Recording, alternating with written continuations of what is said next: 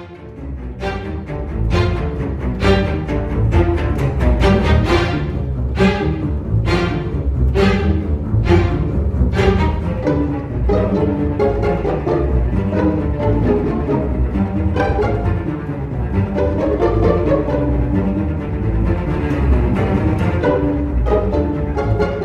how's it going, universe? Welcome to another episode of Zoobox Goes to the Movies. And today, Dan is returning to help me talk about one of our, I think mutually, one of our favorite movies ever.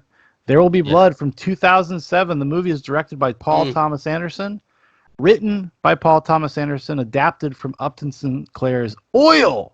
Not a direct adaptation. Well, it's apparently it's like the first 150 pages. Is very, really? Like, you're talking basically the first 20, 25 minutes of the movie type shit? No, I mean, just like, because Upton Sinclair was kind of a guy that was a critic of, kind of put out the first books that were like critical analysis of industry. Industry. Like The Jungle, which is the meat production. Factory farming and stuff like that. So he kind of chronicled that stuff almost as like an investigative journalist. And so AW, dude, that's all you fucking was, fucking. and a lot of the obviously the little probably details of that era were pulled from Upton Sinclair's Oil.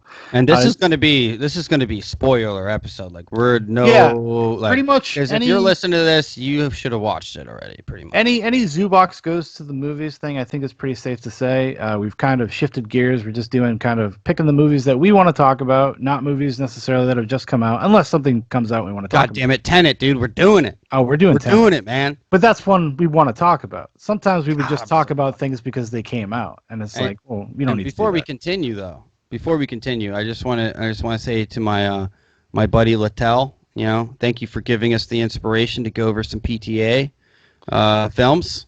Yeah, Dan. I think Dan and I, over the course of the summer, are going to try to cover most of his filmography. At least touch on the ones that we really love, and won't spoil anything for anybody. But yeah. So this is kind of our first listener request.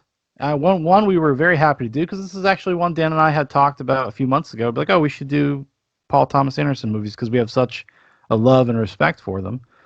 And now we are. Here we're starting. We're starting with There Will Be Blood. Stars Daniel Day-Lewis, Paul Dano, Ciarán Hinds, and others. I haven't showered in 2 days and been drinking nothing but Jameson in preparation for... You're ready to go, buddy. For this... steak, and I've been eating a lot of steak. Oh, I eat a lot of steak anyway, so it works for me. I'm all in. So where do we start with this? Like, when did you first become aware of There Will Be Blood? Like, what's your personal story? Dude, I think it was you. It's because of you. Obviously, like most of the movies I saw, probably until I left. But I think I saw it, and I knew I had seen the trailer because the famous trailer was the milkshake. Like the milkshake, that was the first introduction to it, and I didn't really know anything else about it. And me and my buddy Mike, we were, going to his house, and I was like, well, I'll grab a few movies, I guess. So I just kind of snagged a few DVDs from the good old Under the TV, and There Will Be Blood. I was like, oh, what is this? Like this, so I just grabbed it, and so we got home and we watched it, and so awesome. It's one of those movies that you just fall in. I felt like how do you not fall in love with it within the first 10 minutes? Well, it's incredibly engrossing from the get-go. My personal experience with it is I was a Paul Thomas Anderson fan. Like, I was aware of Boogie Nights. I was aware of Magnolia. I had grown up watching that stuff. And I just kind of blindly went to see it. I didn't really know much about it. At the time, I was living in Alaska. I was really poor. I didn't really watch TV. So I don't think I ever even saw a trailer for this before I saw it. I just went in, just cold. It was just like, and got so swept up in it. I saw it the next day. I went back and saw it the next day, and I literally had like no money. You had to steal an extra pack of cigarettes to survive, probably. Yeah. So it was a movie I was just immediately taken with. I think I had the same reaction to you as you. Like I remember that distinctly feeling as if I was falling in love with it as I was watching it. Yeah. I couldn't believe what I was watching. Yeah. It was the first time I had watched a movie that felt like that profound or that engrossing since I had seen, like a Stanley Kubrick movie when I was a teenager. Like, it just immediately, boom, you are in this vision. You are in this world. It feels so relatable but distant at the same time. Because that's the cool thing about, especially what PTA has been doing post There Will Be Blood. Because this is kind of the second era, right? The second chapter of his filmography. If you go back and you watch Hard Eights, and then you watch Boogie Nights, and then you watch Magnolia, they feel like one perspective.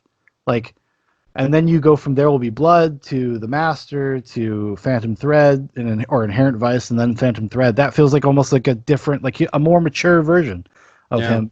But what he does is he brings you into these worlds that you have no context for, and grounds it in a reality, but draws you in with themes that you're not even aware of when you're watching it, and characters. Hmm. Like, he's like one of these dudes who just casts great faces. Yeah. Everybody's got such a great look. They look like they are from that time or that place, and it feels complete. It's like you could look at old photographs of old prospectors and stuff, and they would look exactly like the fucking people do in this movie. Well, yeah.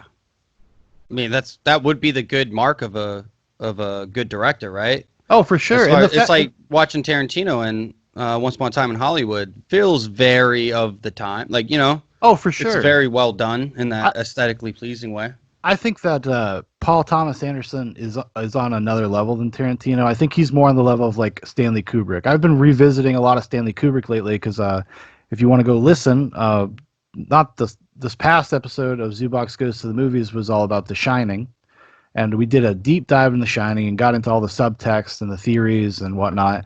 And it just reminded me of like how fucking incredible Kubrick is. But then when you go watch something like There Will Be Blood, it's got the same type of layering. There's so much going on a meta level and then a subtextual level about what this story is really about, and what it says about the human condition. This is like something Martin Scorsese got a lot of flack for this earlier this year. I can't even remember. Time just doesn't exist anymore.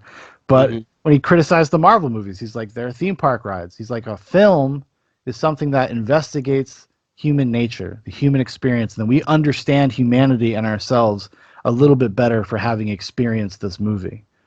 And I think Paul Thomas Anderson's work, especially post There Will Be Blood, is all about that stuff. It's all about the layers. It's all about how much you want to dig in, And so that's why Paul Thomas Anderson is like a modern day savant. He's like a genius. Yeah. No, I mean, I don't think there's really. I've never watched a Paul Thomas Anderson movie and felt disappointed. I've never watched one and said, that's just not for me. Even something like Magnolia, which is abhorrently long. But it's his soap opera, it's his big soap. Yeah. And it's fun, though. It's a fun movie. But back to There Will Be Blood, I think the way the music for me is really honestly the biggest part of this film that always impresses me. Is how sinister it feels at all. Like, it's just got this. It really builds out the movie for me when nothing's happening. I don't think Daniel Plainview talks for 20 minutes or so. I think it's 14 minutes before the first like formal line of dialogue. Yeah. So it's like fucking 15 minutes, let's say, and the music is what carries those moments more than anything. Oh yeah.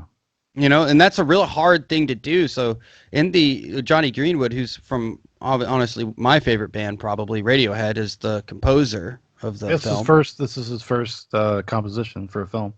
I just wonder how he does it, honestly, because you're like, what the fuck? You know what I mean? Does he just play guitar or something? Apparently, I listened to an interview with Paul Thomas Anderson last night talking about it, and they actually bring that up, and he's like, well, he's like been tinkering with tones and doing orchestrated pieces for a while.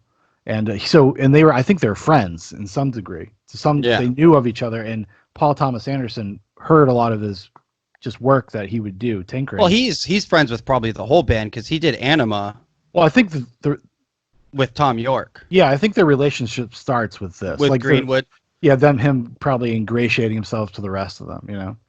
What do you think is your favorite overarching theme in this? That struck me at this time I watched it. I think that, I sent you that video, one of the videos I sent you. I do think it is like the interesting themes about family and what family actually means and what it means to be part of humanity. It's not just like literal family. It's like this broader thing because Daniel Day-Lewis's character, Daniel Plainview, is a little bit of he's a nihilist, and he does not like humanity. You know, one of the famous scenes of the movie is like, he's like, you know, I see people and all I see is the worst, and all I want to do is make enough money so I can fuck off. But then at the same time, he doesn't really want to fuck off because he keeps an attachment. He'll keep an assistant, somebody he can tell what to do, you know? And that's what makes the whole stuff with HW, when you really watch the movie, it's really intense. It's like heartbreaking what happens to him in HW, because I think clearly that is his connection to humanity. He loves HW. And well, that's the thing is, I mean, there is love there. There is a love for HW between the two of them. I would definitely say, like, he really does, but he's such a fucking asshole.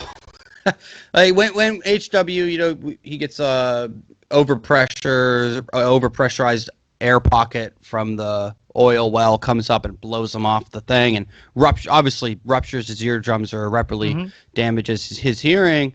And I always kind of view that as, is that Daniel kind of saying, well, maybe, like, because up to that point, HW was always shown in a positive light. HW was always shown in this sense of being the good son, you know, always had kind of like good moral integrity, good moral fiber, as I like to say. And this is the first time you ever see him damaged. Like, damaged in a sense of, now Daniel doesn't even really view him as a person in a sense, or his son as much. Like, there's a damage that's been done. You know what I mean? Do you get what I'm trying to say? Yeah, I do, because you know, on just a superficial level, HW is now no longer useful to him as a salesman, right? But at the same time, but one of the things that Daniel does, he's always he is also a salesman. He's a con man to a certain degree, and he kind of, if you think about the idea that HW is not his son, he's conned this kid into loving him, and and once he can't use his voice anymore. Once HW can't hear him anymore, HW becomes disillusioned with him. And he sees Daniel Day-Lewis for what he is, because now he's just a man of pure action. And HW literally sees his father choosing his business and greed and the company over his son. And then they have that, you know, when he sends him away to the boarding school and they're on the train. I mean, that's like the last time you see like the human Plainview, because he's sad. He feels, that's why the whole scene with Eli during the baptism, where, like, you know, it's a really interesting scene, because there are playful moments when Daniel Day-Lewis is like, oh, the spirit, like, you know, but when he keeps saying the thing about his son, he's fucking mad. And that is also echoed in other things, because it's Daniel Plainview's only failure is that he couldn't be a father. So when it's pointed out to him, like, there's the other oil company that wants to buy up all his land. Yep. And he mentions, you know, you got Hilford or some shit. Yeah. What are you gonna do? What are you gonna do about taking care of your son? He's like, you don't tell me how to raise my family. My favorite part in the whole movie, right here. So I made a deal with Union Oil. That's like one of the. He's like, you look like a fool, don't you? And you're like, because that's all I do.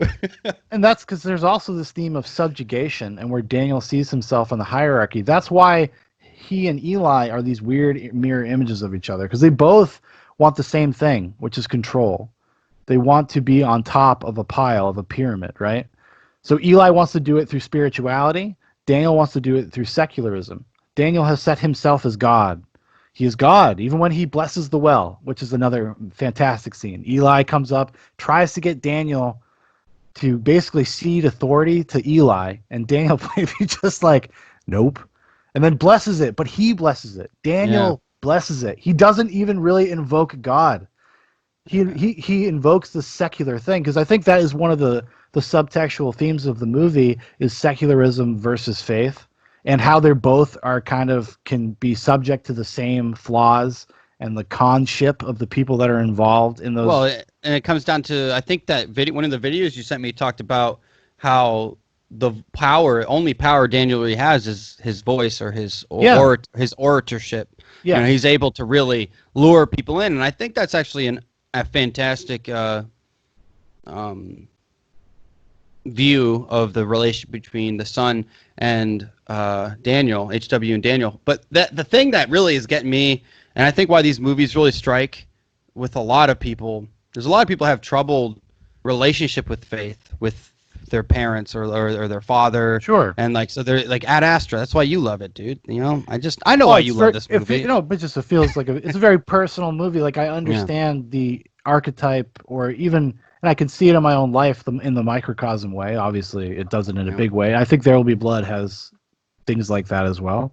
Yeah. Well, I mean, but I think it's really interesting because if you look at Daniel as the narrator of the story, which is he doesn't narrate much, but in the sense of everything is propelled by his voice. Every action, there is nothing that does not happen without his words involved. Yeah. The only person who may question him, and I think in the entire movie, there's two people that fuck with Daniel Plainview in a sense of where he doesn't really have control of the situation. When I can't remember the other twins. It's not Paul. It's the other one. Is it Paul? Is the first twin? I think. Paul is the one that sells him the information about the. That's the time when you see like he really doesn't have control. His voice doesn't work. Yes, he does. No, but it does. No, hold on. His voice doesn't work on Paul because Paul knows Eli, and he grew up with a brother that had this. He could see through it. Oh yeah, he could see through that bullshit because that's what I'm saying. Yeah, he forces Daniel to level with him basically. Right, exactly. He's like, hey man, like we'll do it. I mean, but at the end of that exchange, he grabs him by the hand, and he said, "If you're lying to me, I'm going to take a lot more back than my money. Is that okay with you?" Yeah. But that's I'm not. But Paul dealt with him in a moment where Daniel kind of lost because Daniel's trying to get him out of it. Well, Eli does the same thing. When he's negotiating to buy the land from the father, Eli is the one that interjects, and Eli knows kind of what Paul knows, and he makes Daniel deal with him, and then Daniel has to buy it for oil prices, not quail prices, right? Yeah. Like, well, I'm not going to give them oil prices. Yeah. Give them quail prices. It's such so many good lines in this movie, so well written. But I think it's really about Paul is able to. I guess there's a line in the movie that this may be stretching it a little bit too much, but there's a part where the imposter brother comes in, and they're having a discussion. Yeah, and he Henry. goes, Henry. Yeah, and they start talking about, all his failures and all the things that he's done. He's like so sick of failing. He just wants to be somewhat successful, yada, yada, yada. And he goes, well, if it's in me, then it's in you too, because of the blood relation. Mm-hmm. So maybe in the sense that Paul, because you learn later in the movie that Paul ends up being somewhat successful. Yeah. But he's not a monster. He hasn't gone as big as Daniel Plainview or his brother, as far as we know. But I think that really shows that he had the ability to fight Daniel in that sense. And the only other time that I can see it is when after Henry is murdered by Daniel in the woods that night, when he basically realizes he's not his brother, and Bundy shows up the next morning, and he's like, I don't want money. I want you to absolve yourself of this sin. Yeah. And you just see in that face of Daniel just being like, well, because with his hand up blocking the sun, and he's just like, fuck. Well, because he tries to offer him more money. He's like, I'll give you $5,000. No, he's like $10,000. Yeah. Anything not to have to bend the knee to Eli, basically. Yeah, or God. Because Eli is his bizarro version of him. He's just the opposite side of this coin, and they do a lot of they do the same thing with Henry as well, where a lot of times they'll cut from Daniel in the light or being in focus, and then cut to a reverse shot or another shot of Eli in the shadows, or Henry is in the shadow. Like, remember the scene when they're on the beach, Henry and Daniel? Yeah. So what there is, Daniel's in the sun, Henry's in the shadow. Because Henry is another character kind of like Eli, where he's the exact opposite of Daniel. Henry is defined by his failures. Mm-hmm. Henry's not the kind of man that Daniel is. Daniel defines himself by his successes. That's why I think the whole thing with HW is so devastating to him, and he has to like double down on this other thing. And then obviously when the revelation of Henry not really being his brother, and he kills him, Hmm. it even further just kind of makes him double down on this idea that like fuck humanity. I'm alone. I will do this by myself. I don't need anyone. You know what I mean? Yeah. You know what I'm saying? Yeah, you know what I'm saying? No, I Oh, think it's I just want to point out the guy who plays Henry, Kevin J. O'Connor, from great the little Mummy. character from The Mummy. He's Benny. Yes. Yeah. Great character actor. He's like I always get pleasantly surprised when he shows up in a movie. Probably because I saw The Mummy when I was a kid. He's in The Master as well, I think. You might I'm have a pretty sure. bit. You might have a Yeah, bit part in here's a that. small part when he's in the street. And he's like talking to Joaquin Phoenix, and Joaquin Phoenix like beats the fuck out of him or something. Yeah, Like he beats him up for like no reason. yeah. Um, Bill William in The Master. yeah, okay. There we go. It's a fantastic movie, and I don't really know if there's anything in it that I can. I know we've said before. I've heard you say before to me that you don't think Daniel Day-Lewis is like it's Daniel Day-Lewis Yeah, when you but watch I this don't. movie. I just don't think that's a problem. No, I'm not saying it is a problem, but man, dude, the way he walks, especially at Yeah. the end with his back over arched, and he's just like like duck walking, and he's just "Whoa," like, Well, that was. I'm the third revelation. I wish. I wish they had done more to actually age him up a little bit, because the aging part of it is this physical thing where he's like becoming the personification of this ghoul that he's becoming. Almost me. And it's all through the physicality. I wish they could throw a little pepper in there or Well, something. I mean, how much? I mean, how old was he? Well, it takes 50s. that place because there's a huge time jump in The at movie beginning begins in 1898. Yeah, but I'm saying from the time jump at the end of the second act into the third act is like 16 years or something, like 17 He's years. probably in his 50s at least, huh? Or older. Yeah, I mean this is a small nip. I know. I mean, but people aged really differently back then. He was probably 27. I do think there is something about which and in general I don't have a problem with. I like it. I do think there is something a little bit lost in not seeing how he becomes fucking Charles Foster Kane and Xanadu in his castle. There's a tons of actually just echoes and allusions to Citizen Kane in this movie as well, because it's kind of about a similar character. But even just like the stuff about being in your giant castle alone, like when he's at the end of the movie, felt very Citizen Kane-y. Yeah, no, I can see the because connection. it's set up all these themes. It's set up all of the pieces that you need to understand the story, and basically that final that conflict between HW and the conflict between Eli at the end is the full circle of those themes. Everything is kind of driven home. He finally casts off HW. Like he resents. I resent him. And then there's more of this. There's also another kind of inference about, because they echo that thing you said before, where there is none of you in me, and he feels the same way about Henry, because he says that to Henry. He's like, well, if we're related, then you have this in you. I can accomplish it. So can you. And then when he reveals to HW that he's an orphan, he's just like, there's none of me in you. And the kid says to him specifically, he invokes the name of God. Mm-hmm. And he says, I thank God every day. Or I thank God that there's none of you in me, because I don't hate myself. Yeah.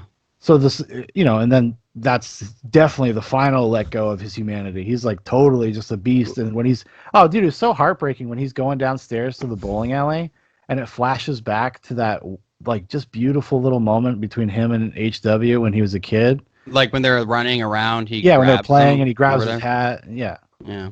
Yeah. And it's really sad.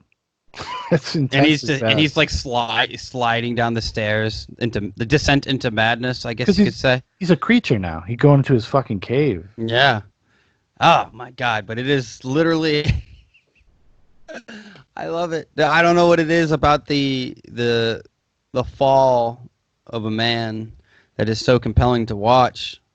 But anytime you see Daniel Plainview through the progression of his movie, I mean, in the beginning, you go from the I mean, you just think about the beginning, the very beginning of the fucking movie when he falls, right? He falls Into the and well, yeah. snaps his leg. Um, and he falls into there and he's got to crawl.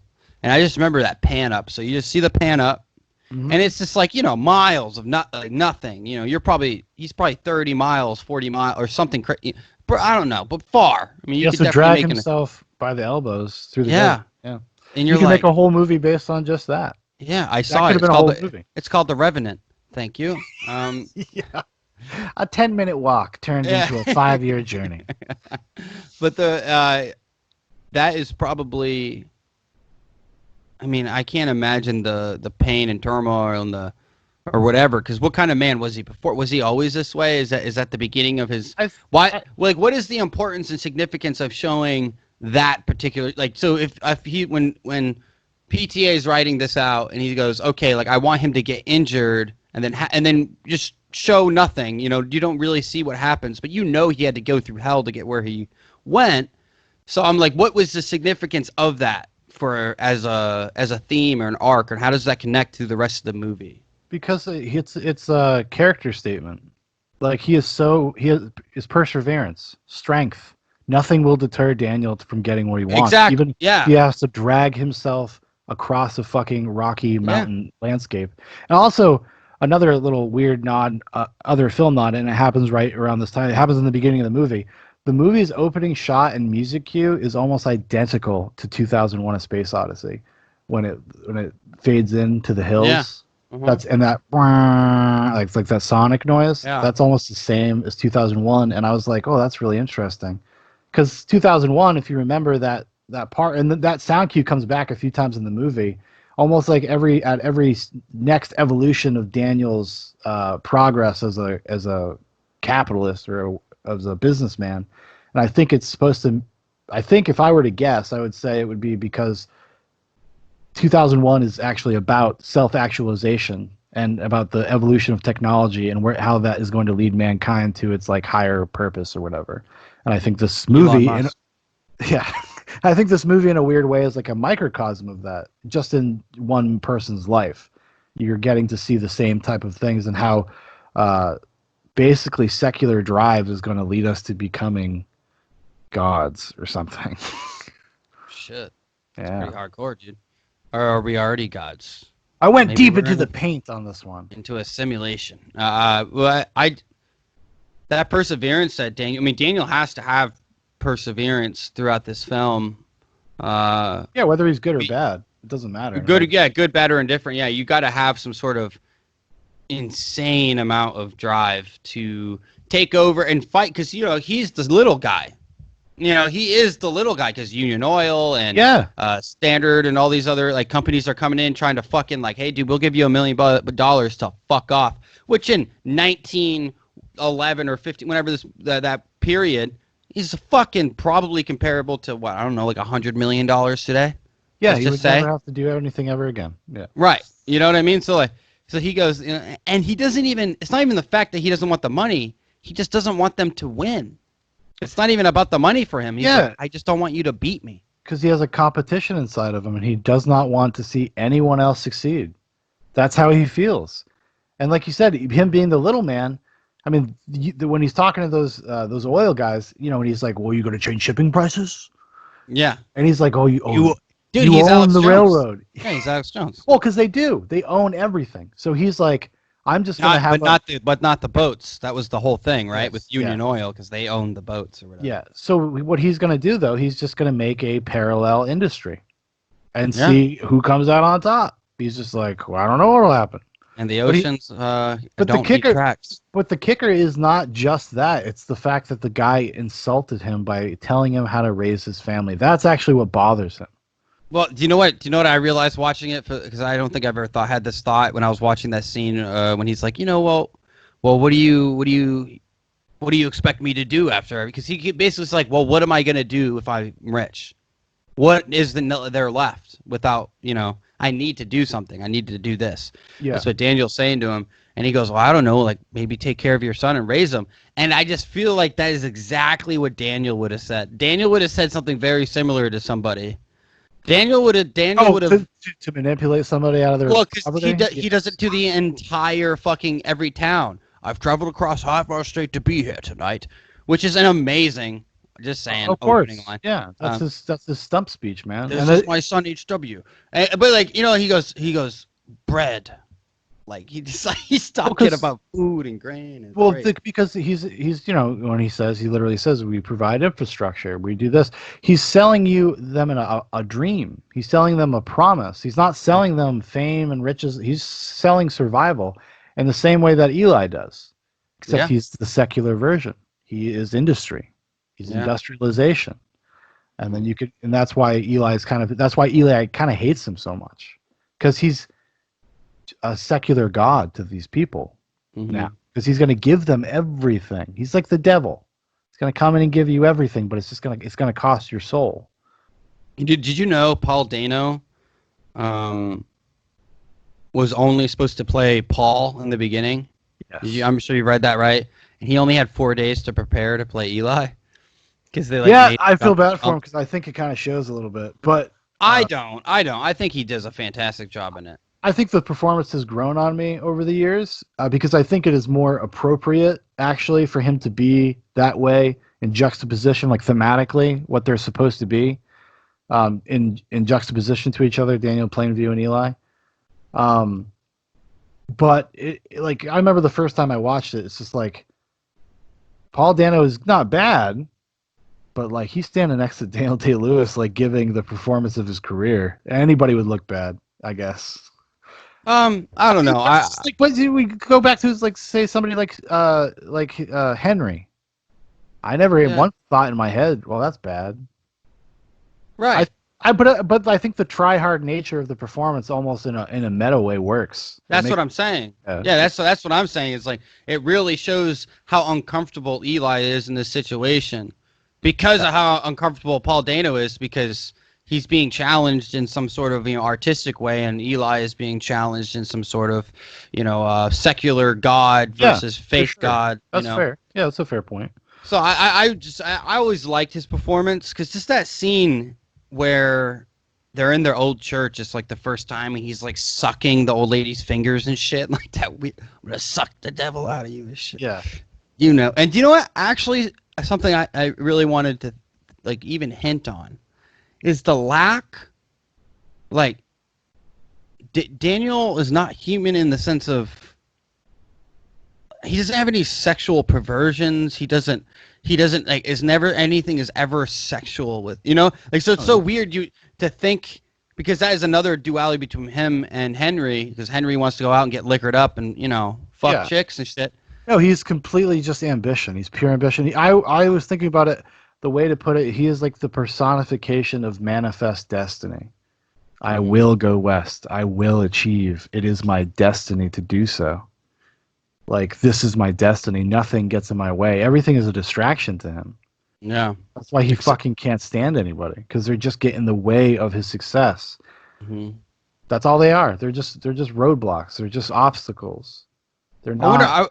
I wonder if that's changed much in modern culture, as far as, like, get out of my fucking way. Maybe that's a problem, because I don't know, because it is a capitalist versus or like rich class versus poor class mentality, I guess you could say. Sure, you're saying, because there is a classist divide that's very present in the movie. That's how he has his sway over people, and some people are immune to it. Like, so when you got that bandy guy, the bandy guy didn't care about the money.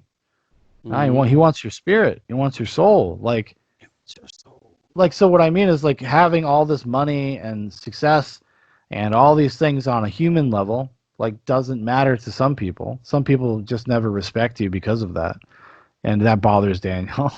And then, but then, what's the ultimate moral lesson at the end of the movie? It's like, yeah, you can have all these things, and you're just gonna be unhappy. It's not gonna bring you happiness. It's not gonna bring you closure in your life.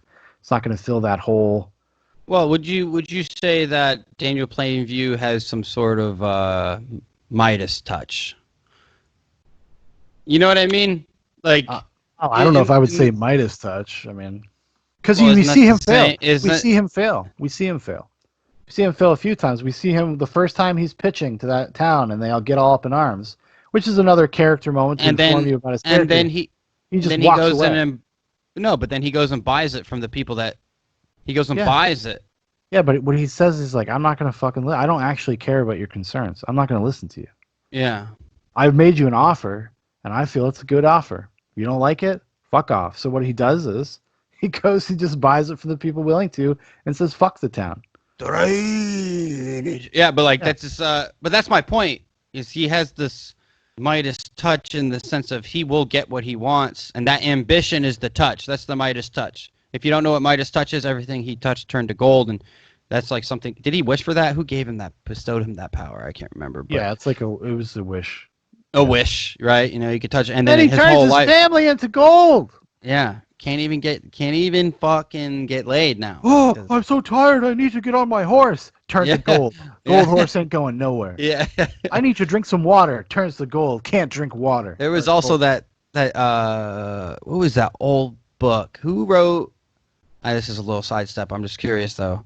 The fucking old school writer Roald Dahl wrote The Chocolate Boy or whatever. The guy that like everything. The chocolate factory? No. It was the Chocolate Boy. Basically, everything he ate turned to chocolate. Oh, Dan! In these political times, you were running around saying chocolate boy. Jesus Christ! Sorry, everybody. Come here, Jerry, and takes a bite out of the kid's arm. Fucking fucked up. They do taste better. This is definitely one of those. Okay. Let's get back on track. I have a huge love for this film. I think the cinematography is great. I think everything. Yeah. I think the cinematography really speaks for itself, especially when the oil rig is on fire, and you're just sitting there. Oh my God. Which is actually an interesting thing because that is really shown. That is, I guess, he's in hell or something. He's entered a new. I would say that's the beginning of the second act. Would you? When yes. HW gets injured, like that's kind of like and that's that image of him bending over, and like his face is covered in oil. Also, one of the first time he really chooses that over his son because his son is obviously very hurt, and he's just sitting there watching the fire. Because his assistant goes, "Where's HW? He's down in the whatever," and then they go. He goes, okay? Is he all right? And he goes, no, he is. Yeah. No. Actually, I want to give a shout out to that actor, Syrian Hines. Even though he doesn't have a huge part, he plays off so well against Daniel Plainview. And like, that is the kind of actors you want. Like somebody that is just committed to making the piece work. Because that's like being in a band. It's not about how big the part is. It's about how you use that part, no matter how small it is. You know what I'm saying? And he's okay not to be flashy. That's like my analogy would be to when I was in a band. Mm-hmm. I would, one of my things I would always say, and other people have said this, is just like serve the song. What is the best thing for the song? Yeah, what if it's not good if you do a solo? What if it's not good if you do this? You know what I mean? Like, what if it's not good? What if I should shut up for a second? Let the song breathe. So actors like that it's awesome, and Paul Thomas Anderson's always great at casting guys like that. But back to the cinematography, this actually won the Academy Award for Best Cinematography in 2008. Robert Elswit, and a lot of credit to them because this movie is a movie full of like really long takes. And what they did is they almost do a form of editing within the takes because they always have it's called a collapsing form. So you'll have one shot and it'll go on for like 7 or 8 minutes. But the camera will slowly move to different positions as if you had cut instead of cutting to the position. Mm-hmm. So it just lets the whole thing have a life. So it's not like a static image that you're watching. You're not just like watching a static image. Is this the scene where there's all kinds of all over the movie? Well, I'm just saying like one of the biggest ones that stand out to me is the scene where Eli walks down to talk to Daniel and then he like sticks his face in the mud. I think that's pretty much all one shot. I'm sure it is. Because it just tracks them and then it like comes close and then it just at least I remember. A good example, and this is just a short, it's like a two position shot when they're gonna bless the well. The shot starts on the banister. Is that what you say? Is that what it's called? The banister? Sure. The railing. Yeah. Starts on the railing. The railing.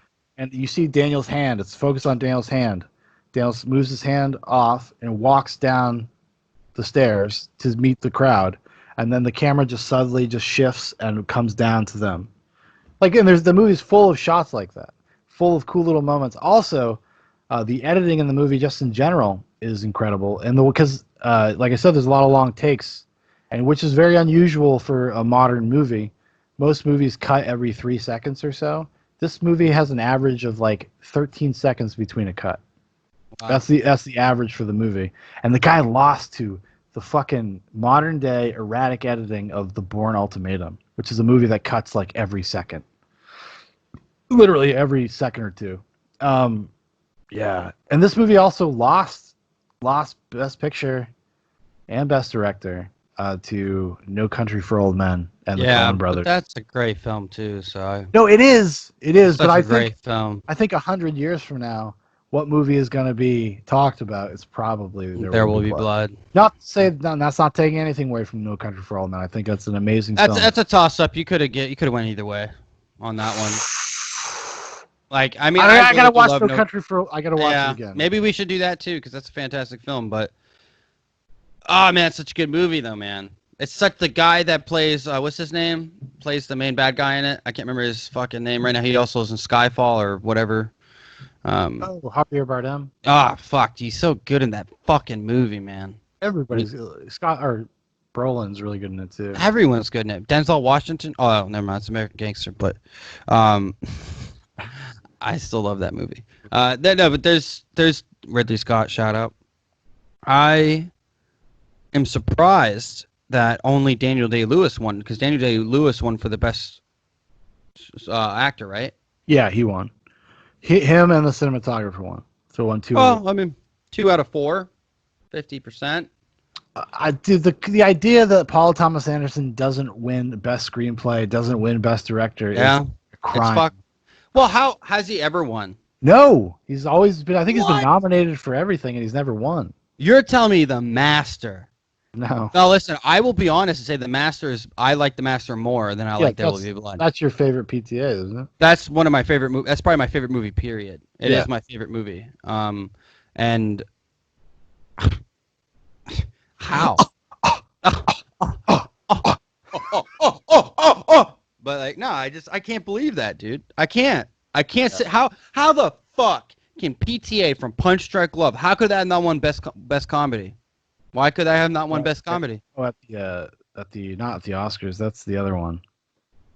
The Emmys. What? Are you talking about? When they do categories like best musical and comedy. They don't do that shit at the Oscars? No, they just do best picture. Shut your front. No, they almost started a new category called Best Popular Movie because people were mad that Marvel movies didn't get nominated, and the woke people came after the Academy and they were like, "Oh, we'll just make a Marvel category, basically." Yeah. Thank God it didn't happen, but I'm so sick of this shit. Like, 'cause this movie would be criticized for not having enough diversity in it or something if it was made today. And it's just it's like, should we? This movie is a historical snapshot of that era, that region of its time. Does a woman even have a speaking role in this, other than Mary at the very end, and you can't hear her? Honestly, dude, yes, there is the prostitute. She talks a little bit, I think. Oh, you hear her in the background. You hear her, yeah. I mean, it's something. Hey, man. Hey, he gave her something. Hey, I did it. He did it. Hey, he made Phantom Thread. That's like one of the most feminist movies I've ever fucking seen. So makes me sick, but I love it. I do love it. Get back to making movies about guys, PTA. Yeah. I'm talking There Will Be Blood, The Master. I'm talking Boogie Nights, about a guy with a big dick and a big dream.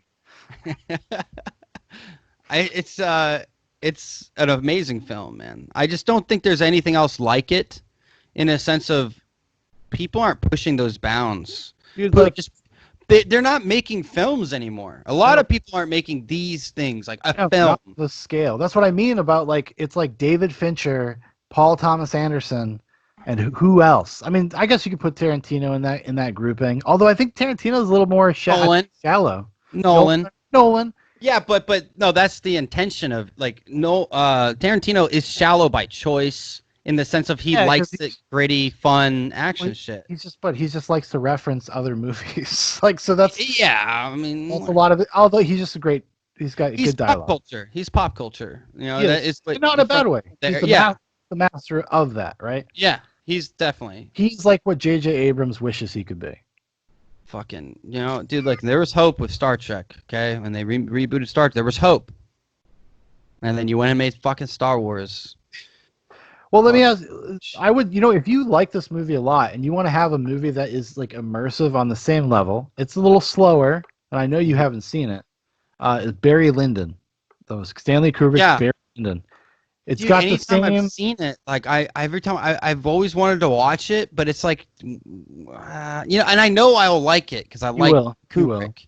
I It's a like Kubrick it's a a lot. it's a costume drama kind of thing about people of a certain era, and Wasn't it's it just filmed in exploring. all natural light as well? Yes. All Yep. candle lit and natural light? Yep. That's really cool. Yes, it's Kubrick, just the master of form. But that story is a lot of layers and Barry Lyndon. If you were willing to see them, just like with every Kubrick movie, you know. And I think, like I said earlier, I think Paul Thomas Anderson is the only person right now that works on that same level, and maybe not even as deep of the same level, because you don't fuck with Kubrick, dude. No, well, I mean, Kubrick was he was it was Daniel crazy. Plainview. He's Daniel Plainview. Well, he's also like a savant, like crazy, dude. So Oh, listen, come on. I was. If you go back to referring back to the episode I did with my friend Paul about The Shining, Paul watched the movie with subtitles. Did you hear? Did you watch? I didn't hear the subtitle part. I don't remember that. So I did he watched the movie with subtitles. He caught a stray line of Jack Nicholson in the maze mumbling something about like singing a song, mumbling words, and on the subtitles the words are there, so he could see what it was. What was it? He like Googled them and found a connection to another part of the movie. What is it? I can't remember exactly. Oh, Al Jolson, he did the song like going out to California, and then he found out that Al Jolson like made blackface popular, and then he had worked with the guy that Stanley Kubrick ended the movie with, the song that ends the movie The Shining. He was a collaborator with that dude. So even on that level, Dan, that was there. And Paul, that's the Yeah. random shit Paul just like fucking saw. He just looked into it. He's like, holy shit, there is actually like a weird connection here. That's how crazy Kubrick is. But I think Paul Thomas Anderson, I don't know if he works quite on that level. I mean, we got to give him another Well, I mean, 50 years of yeah, researching his movies. exactly. Like But we haven't, but like, wasn't Kubrick known to be like basically meticulous. he was known as a slave driver too. So like he was fucking. I don't know if he was a slave driver, but he was just. You seen the documentary about his fucking assistant? Are you kidding me? Oh yes. Fucked Fucked him. That Fucked guy him. actually is one of the co-stars of Barry Lyndon, and that's how they met. And then he kind of stopped being an actor after that to go. Dude, fucked him. Film worker. No, like you want to talk about Stanley Kubrick is Daniel Plainview. If you really want to get all like full circle, like dude, he had a family that loved him and kids and a rich person. Like, nah, yeah, but the way he treated them, the way I've seen things. No, but I honestly his work is amazing, and I don't know. I think they're different. They're different loves of film. There's different how they both approach the film making process. You know, I'm just saying about the depth of the thing is similar. How long do you think it took Stanley Kubrick to write a film? To like write it and like get ready to actually let's say like he's got a done screenplay. This is pretty much what it's going to be. Probably a couple years. It would take years researching something before he even did That's anything. what I'm saying. And I think Paul Thomas Anderson is very similar in that effect there. He does a lot of research. But from what I just read about Kubrick is that, I mean, it was all down to like he had ideas about, you know, in The Shining, I guess there's something to do with like the Native American coffee cans. And yeah, he like, I guess that is definitely autistic, maybe, you know, some sort of autistic savant. He's implanting things in your brain on a subconscious level that you don't even realize you're experiencing. That's how you know he worked with the CIA, bro. That's how you fucking know. Well, he was apparently really into. He started as a photographer, so he knew a little bit about marketing. And what is marketing? Is manipulating people by just an image. So he was into kind of subliminal images and subtext, and that's was his big thing. I mean, that's his entire career. Wasn't he like 16 when he got published in like the New York Times or Yes. like a big Yeah. newspaper? I don't even think he finished high school. Fucking awesome. Yeah, he's one of those. Just dudes. like Tim Pool. Just like Tim Pool, pretty much the same guy. No, back to PTA. I don't want to make this. I mean, we could talk about Kubrick for hours, but I mean, I know, but I don't want to disrespect PTA. Put some spec on. But No, I think I gave him the greatest compliment. If I'm comparing him to Stanley Kubrick, that's pretty high honors coming from Jukebox Goods. Listen, no one is making films today that is at least like, you know what, Christopher Nolan, man, like is not even on the same level of filmmaking to me. I love Christopher Nolan's films. They're great. But when you watch Paul Thomas Anderson, like you're going into a legitimate, fleshed out world. Like it's a world. It feels lived in. It feels like real experiences. Well, like when I go watch Inception, it's like, yeah, it's a great film. I have fun watching it. This is good. It's a good story. A couple plot holes. You know, we can all fucking argue about that. But PTA, like going to watch The Phantom Thread. Why the fuck would I ever want to watch a movie about a seamstress that's a dude who is kind of like a misogynistic prick in a sense, or what? Like, why would I want to watch this film? Well, it's because the way he grounds it in characters, and then the meticulous attention to detail with the world that those people inhabit is just inherently interesting, right? If you're a curious person, Christopher Nolan. What makes Christopher Nolan great and juxtaposed to Paul Thomas Anderson? Christopher Nolan is like a technician. He's like a guy that's original. And his stuff is original. No, but he's a technician. What makes it cool, what makes it interesting is the tricks, the narrative and filmmaking tricks are what makes it's not the characters. The stories, usually the concept of the stories are very intriguing, right? They're cool. Yeah. But when he tries to get emotional, it doesn't always land. You know, watch something like Interstellar.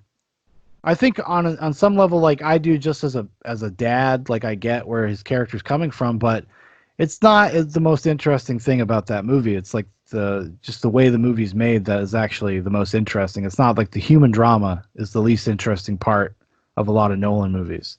Same with Batman. I mean, those characters are so flat. They're so fucking or even Inception, where like you know what I mean? They're one note. They're archetypes. They're there to serve plot function. A purpose. Yeah. And you don't feel that watching a PTA movie. No, because the characters. Well, maybe Magnolia. I could argue Magnolia. Yeah, I would say that's probably pretty closer to Nolan in a certain sense. But no, because the characters are the story. The journey is the story. It's not about the plot. This doesn't need to be about a fucking oil tycoon. It could be about anything. Could be about a mechanic. That shit is literally like just dressing. It's just dressing. Well, you could take that. You could take this story and do a story about a family-run mechanic business or somebody starting their thing in Detroit in the 70s. Or, yeah. Like, you know what I'm saying? And you could tell almost literally the same story because it's about the characters. And I think, I guess that's what's really great, and maybe that's what Paul Thomas Anderson recognized about filmmaking is it's always going to be about the character, like Citizen Kane. Or what was that movie? I know you just watched it the other day, the Emperor one or whatever. Was it Macbeth? You just watched? Oh yeah, I watched Macbeth on Orson's. You know, well, I guess like Shakespeare in like it's the characters that people remember those stories so much. It's the human experience. Like we want to learn something about human nature because they're universal. That's why you can go back and read old philosophy books and it's still relevant. Once you've hit on something about human nature, it tends to extend across time.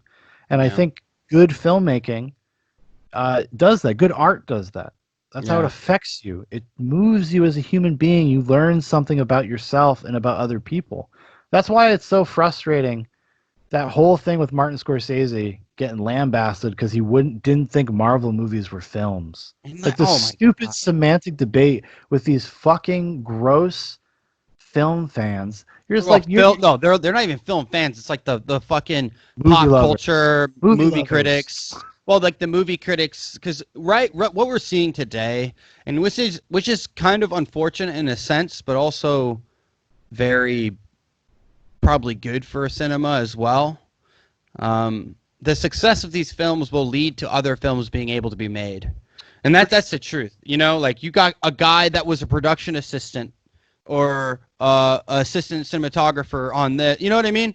Like it might lead like, oh man, you were the assistant cinematographer. Okay, we'll give you 10 million to do like a movie and try something out, or Oh, for sure. But you know that's what, also connections and stuff. that's also kind of part of the gross part of the current Hollywood system. The trends is that they scoop these dudes up, Hmm. these interesting young filmmakers, and they may put them in a fucking grinder and say, make a Marvel movie. Yeah. And Or then go make a Jurassic Park movie. Go be on a Star Wars. Like that's what they do to these guys. I know, but then you have guys like Fucking no who integrity. there was his name is literally just like slipped right out of my mind like a fart in the wind. I can't remember his name. Or Neil Blomkamp or Nicholas Winding Refn or however you Well, say his fucking last name. Nicholas Winding Refn is maintained. No, I'm just saying, but like they had this. Well, what was his last movie? Neon Demon. Oh, and then he I did never watched it honestly, so oh, I Neon can't Demon's comment. it's really good. I mean, if you like Nicholas Winding Refn, you'll probably enjoy it. Because I liked Only God Forgives when a lot of people didn't like it. I actually So didn't did mind I. that movie. I It's love kind it. of weird relationship, It's sexual a relationship with his mother, but yeah, it's like a Freudian nightmare movie yeah. about maternal mothers and sons and weird psychosexual shit and culture. It's a very odd movie, but good. One of the best fucking scenes is when they're in that nightclub and it's like karaoke night or Yeah, some yeah. shit.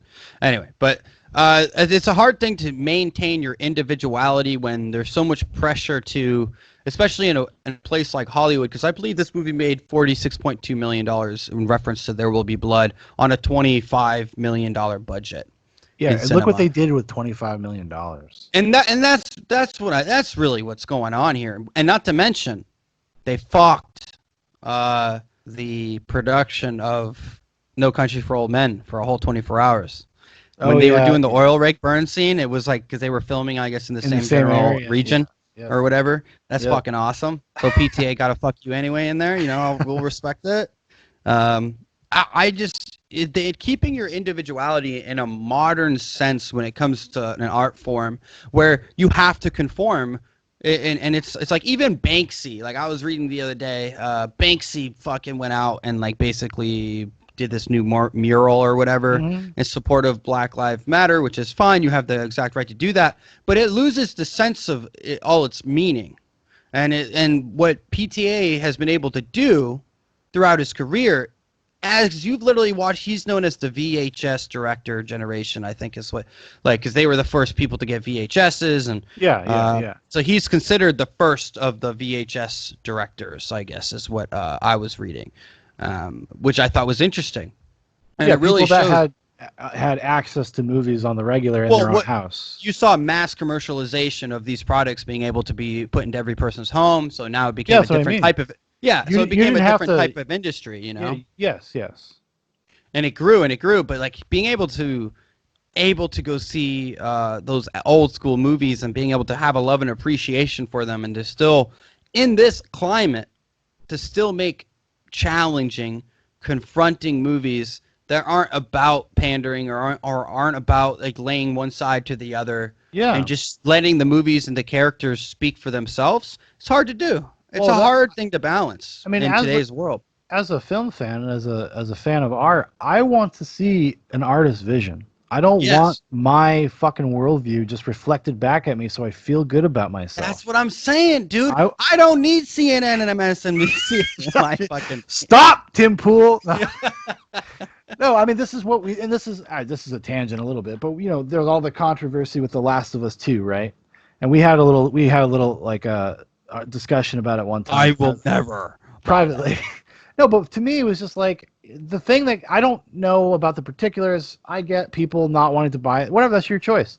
But for me, I'm just like, why the fuck do I want to dictate what people make for me to consume? I don't want to do that. I want somebody's fucking you. I understand The Last of Us is unique in the sense that there's political compromises that seem like they were made on the back end of it. I get that. But even then, I don't really care. I just want somebody's vision. I want a uniqueness. Okay, tell me something that I don't fucking know.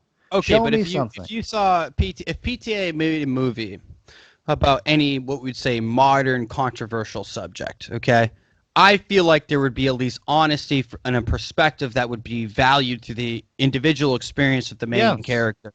And I'm not feel like, and this is the problem with I have with anything that is like in like Marvel, or you sit there and you see all the women rise up. You're like, dude, that is just such pandering bullshit. Well, they're just in Star Wars, they got to add a kiss. Like, it doesn't feel natural. no, It they're feels checking like boxes. It's by yes, committee. This is the difference between authorship and then movies by committee.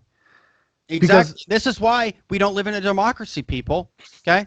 We can't trust anyone. We can't trust the mobs to be able to determine what is right and wrong. Even if the movie is something that I like personally disagree with or whatever, I don't care. Sure. I'd much rather watch that. At least I don't feel like I'm being fucked with or lie or like somebody trying to be a sneak fuck and not even delivering on anything. That's the worst part of it. It's just shallow.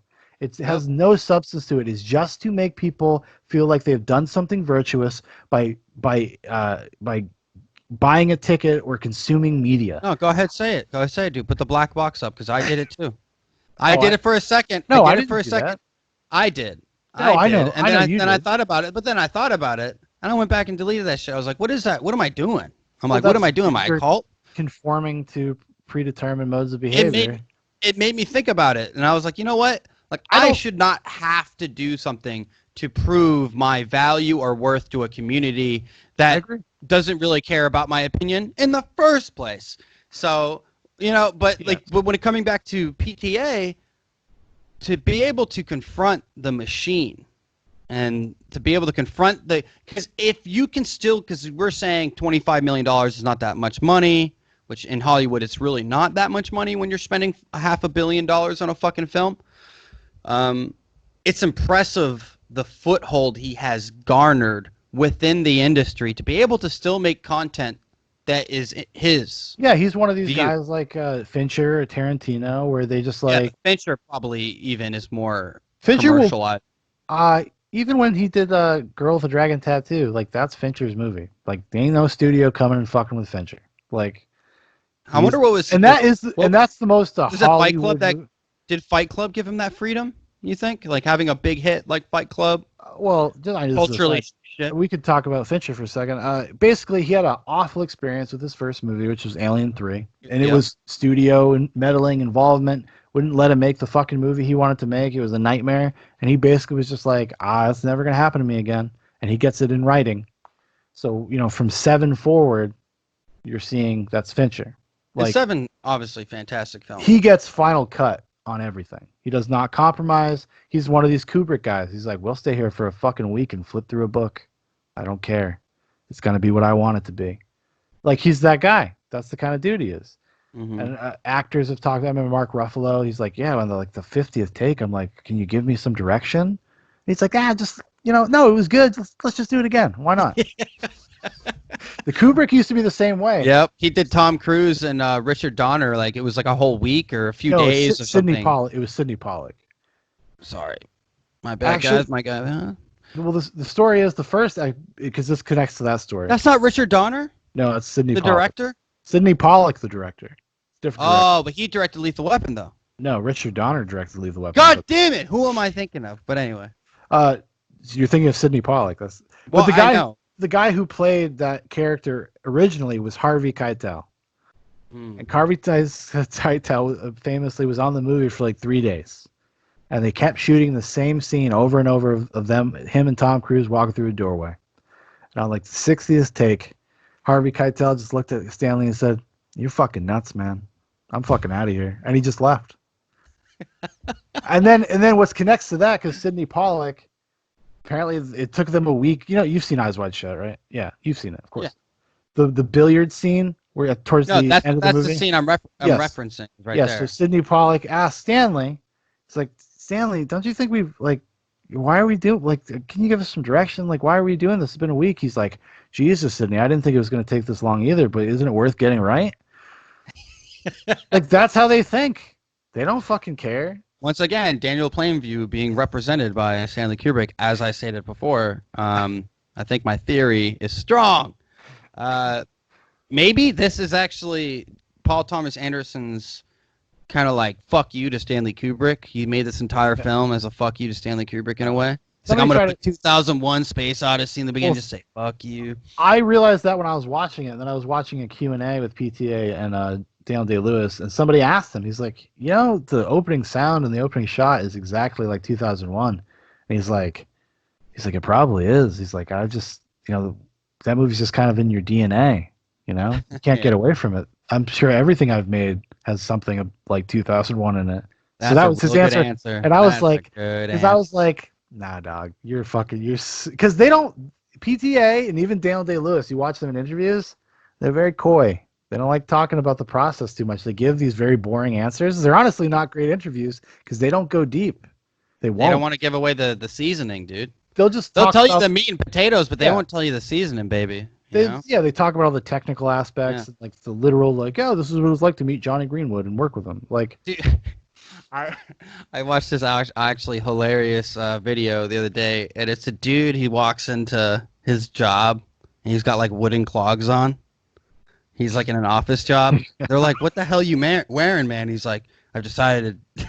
After watching There Will Be Blood, or like a Daniel Day-Lewis movie, and he's like, I've decided to make shoes because that's what Daniel Day-Lewis was. He's such a good actor, and he progressively starts turning into different characters throughout the.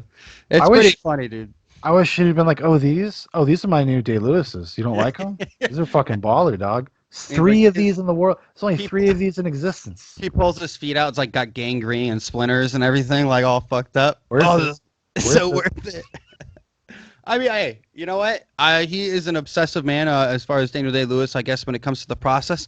But I also think that is part of the mystique and the beauty of his process. And once again, Daniel Plainview is representation and probably most success. You have to have some part of that and that ambition, that drive, that willingness to, because I imagine. He became an alcoholic, according to Daniel Day-Lewis, because of this movie. Like, for a year, he fought alcoholism and like had to deal with these problems of drinking. There's probably a little hyperbole in there because actors like to. No, not Daniel Day-Lewis. No, but I think he does the work that good actors do, which he empathizes completely. He finds a way to empathize and rationalize the behavior of the character. And then tries to embody that because he can understand it. You got to understand it. You can't play a villain if you don't think you're the hero. That's always been something I've like. You listen to somebody like Anthony Hopkins is kind of the same way. They approach characters. He could play Hannibal Lecter. And he's like, well, didn't feel like I was the bad guy. I'm just trying to exist as Hannibal Lecter, and I'm trying to understand things through Hannibal Lecter's point of view. So I don't look at myself as like an on-screen villain. Because he found that connection, that human connection to the character. And I think that's what Daniel Day-Lewis does, and he does it very well. Like, he does embody these roles in a way that probably, I'm sure, does affect his larger life to a certain degree. That's why he doesn't do them very often. That's why he said he was retiring. It's tiring for him. I give it a decade. He'll be back. Paul Thomas Anderson going to drag him back. I mean, he hasn't made a movie since what, Lincoln? No, Phantom Thread. My bad. 2017. That was the movie he said he was retiring on. Yeah. You know what? Good movie though. And we'll talk about that one maybe again. So I got to do. Yeah, that'll be on this program. I say we'll just do like maybe a PTA episode every couple weeks whenever you're free or whatever, and we'll. Yeah. I know, Littell, my man. You're out there patrolling the mean streets of your station, and I hope this gives you a little bit of enjoyment, and you're watching it on YouTube, so, Even excellent. Better. Make sure to smash that like button, subscribe, hit the bell. You want to get notifications? You want YouTube to win? Do you want them to fucking shadow ban us? The elitists are coming for our Dan's over here talking about chocolate kids and goddamn black squares. We're about to be banned. We've just been canceled. It's only started, and I think this is a coming full circle. Daniel Day-Lewis and Paul Thomas Anderson and what the crew did and everybody, Paul Dano, but I think they actually found the kid that played HW like in town, like in the town where they were filming or near. Yeah, like he was not an child actor. I think something to do with a police officer get pulled over.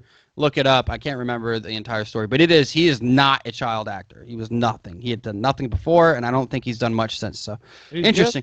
He's good though.